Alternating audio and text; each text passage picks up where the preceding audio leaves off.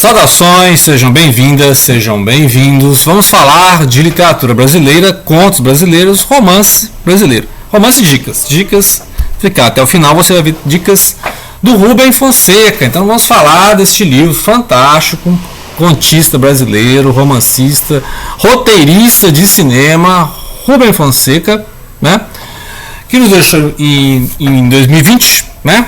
E ele tem muita coisa, não? Você vê, olha o peso da Bíblia, né? Do conto. Então, assim, sensacional o autor, já falamos dele aqui, né? Em outros livros, claro, o Agosto, né? Que é a obra-prima, eu considero a obra-prima dele, de 1990, em que ele fala do governo Vargas, né? Aquela crise em agosto de 54. Muito bem, esses contos aqui tem um apanhado geral, né? Os top dos contos reunidos.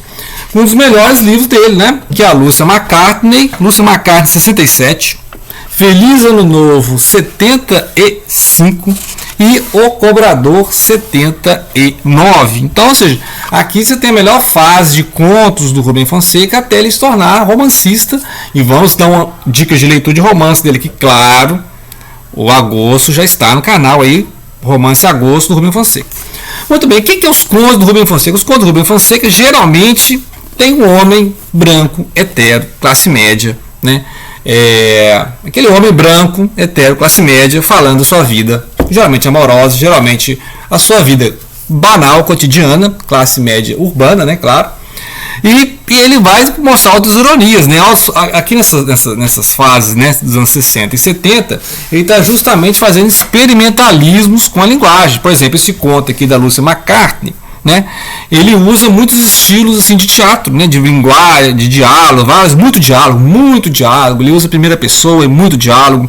E ele faz algumas montagens de diálogo, faz algumas alternâncias de possibilidade de concluir o conto. Você sabe que está lendo ficção, né? Pelo exercício você vê que ele está falando de ficção e ele está esfregando na sua cara que ele está escrevendo ficção. E são muitos fragmentos, né, de ideias para fazer esses contos. Muitas vezes os contos são essas montagens de ideias, né? As vozes, narrativas também são experimentalismo. E eu creio que tudo isso é experimentalismo que ele estava fazendo para fazer uma grande obra que é justamente O Cobrador, que é de 79, e aí começar a mexer com romance mesmo, né? E trabalhar romance mesmo. Então, ou seja, todos esses experimentalismos de criar personagens, que geralmente são homens, brancos, classe média, urbana e tal, hetero, sedutores, né? Então, geralmente é esse perfil de homem para horrorizar as feministas, né? Então, o pessoal fica aqui falando dos Red Pill, né? Do pessoal aí do MGTOW, etc. Mas aqui estão os caras, né? Realmente Red Pill, os caras, os protagonistas do Rubem Fonseca, é a vida como ela é, né? Aqui não tem nada de internet, de YouTube, não. Aqui é a vida como ela é. Então, assim como o Nelson Rodrigues, né, deu essa revolução no teatro, mostrando a realidade nua e crua, aqui nós temos o Rubem Fonseca mostrando a realidade nua e crua, né? Ou seja, então esses contos são basicamente, no resumo é isso, a vida como ela é um homem branco narrando, é a violência urbana, né? Então, por exemplo, Passeio Noturno, Feliz Ano Novo. Passeio Noturno é um clássico, né? Passeio Noturno é um homem classe média, né? Bem casado, cidadão de bem, classe média alta, etc. Também branco, blá blá blá. E o cara não tem a vida tediosa, né? Tem dinheiro, tem carro, tem propriedades, vida tediosa. Só que o cidadão, ele sai de noite com o carro para atropelar pessoas transeuntes, pedestres desavisados, né? Então é uma coisa assim surreal, né?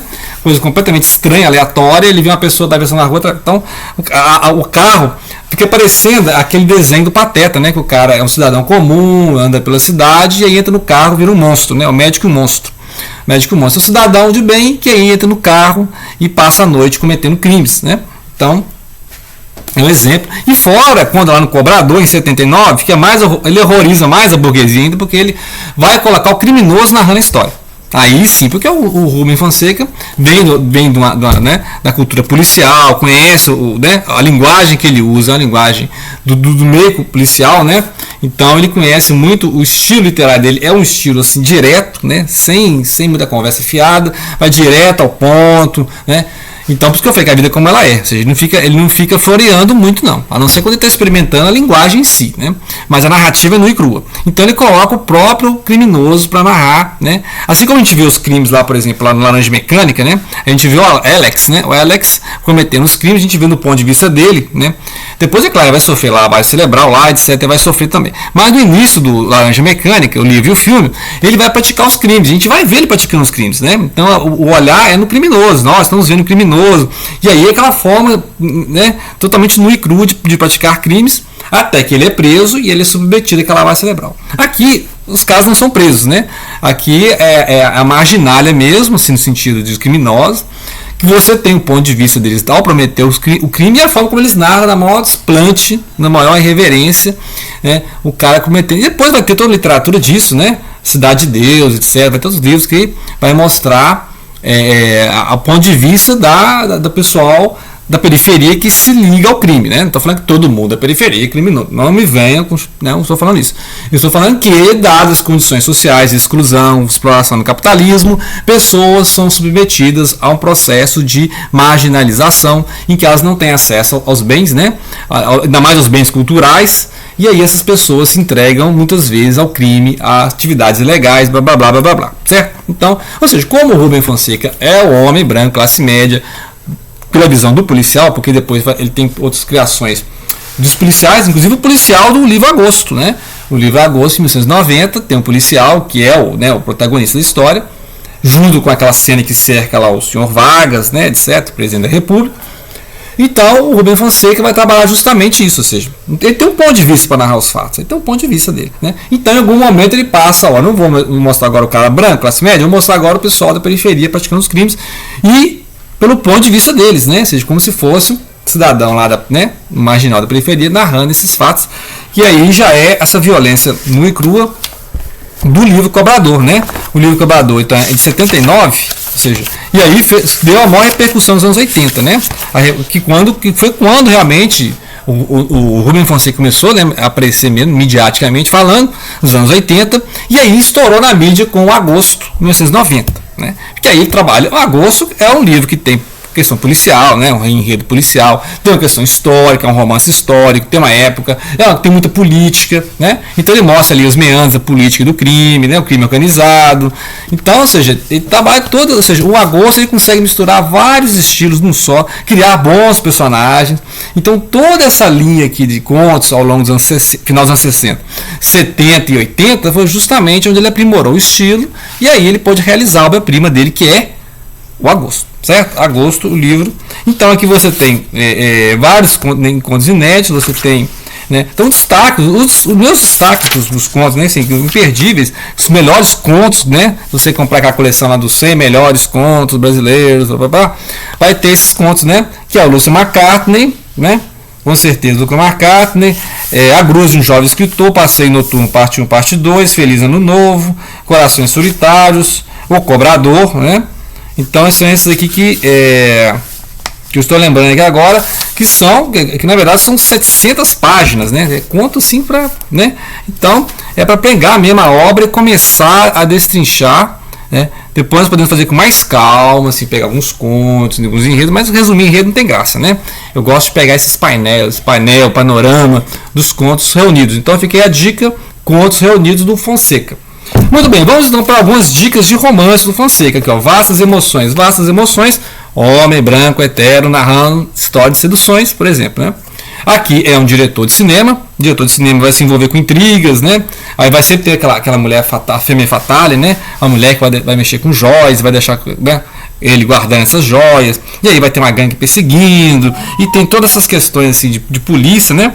E lembra muito o enredo de filme noir norte-americano, estadunidense, né? Então, vocês que conhecem romance detetive noir norte-americano, preparem-se que tem uma vibe dessa.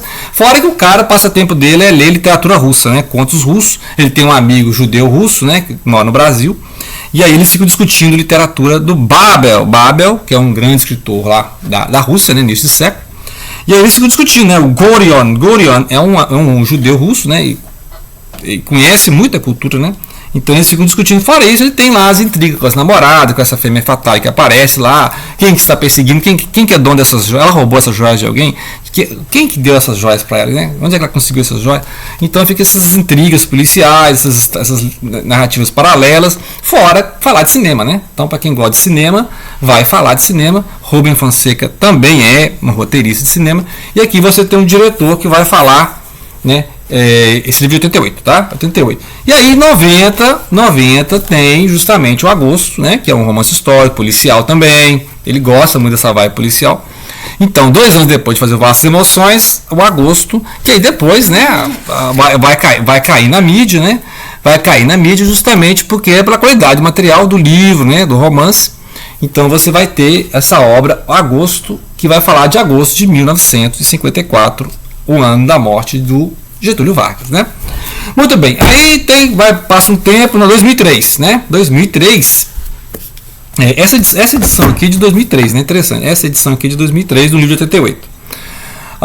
Essa aqui é um livro de 2003 mesmo, né? 2003, que aí fecenino, né? Pessoal, o que é de um fecenino? O que é fecenino? Você vai num bom dicionário, tá lá, ó, licencioso, luxurioso, burlesco, sátiro, satírico, Dom Juan, sedutor, obsceno.